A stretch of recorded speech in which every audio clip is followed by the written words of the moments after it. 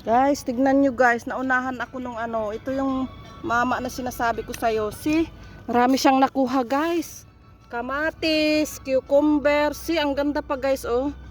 Kinuha niya dyan ta, basurahan. Sayang di ako nakagdaan doon, na late kasi ako. Mayroon din siyang potato guys oh. See, there is blessings in the garbage. Ang gaganda pa ng kamatis guys, oh my god. Oh, chup. Wajid. Huh? Wala. I don't know how to tell. Is it the floor? No, అది seal. Dakel?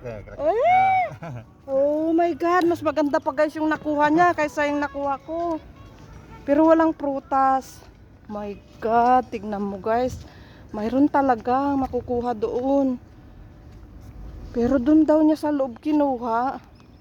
Bukas tignan ko. Unahan ko siya guys bukas. Punta ako. Di na ako nang hingi kasi marami pa akong kamatis doon. Kayaan mo na siya guys kasi ang liit ng sweldo ng mga yan. Kawawa naman, din ako nang hingi. Yung cucumber sana. Itapal ko lang sa mukha ko. Kaso nga lang nakalimutan ko. So ito guys, andito pa rin itong pusa. Papakainin ko lang siya guys. Ayan, grabe. Mayroon ba talaga? Pero bakit kaya? Wala talagang makuha na ibang mga items. Kagaya ng mga nakukuha ng mga taga-Amerika. Yung mga dilata man lang ba? Yung mga meat or ano. Yung prutas lang ay wala ring prutas. Yun lang ang nakuha niya.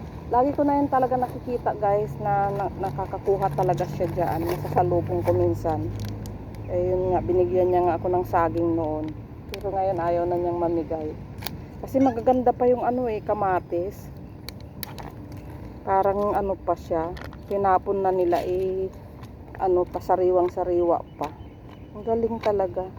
Subukan ko ngang dumaan doon guys. Baka mayroon pang may prutas pa. Ayan. Let's give already. Ito na lang ang cut dito na inabutan ko guys. Yung dati kong binibigyan ng pagkain. Wala talaga guys yung hinahunting kong pusa na may injured dito. Kahit late na ako, pumunta pa rin ako guys. Kasi parang na-addict na rin ako. Na pupunta dito sa lagoon. So let's go there guys. Baka may makuha pa tayo. Malay mo, hindi niya kinuha lahat. Pero sabi niya guys, kinuha daw niya sa loob yun.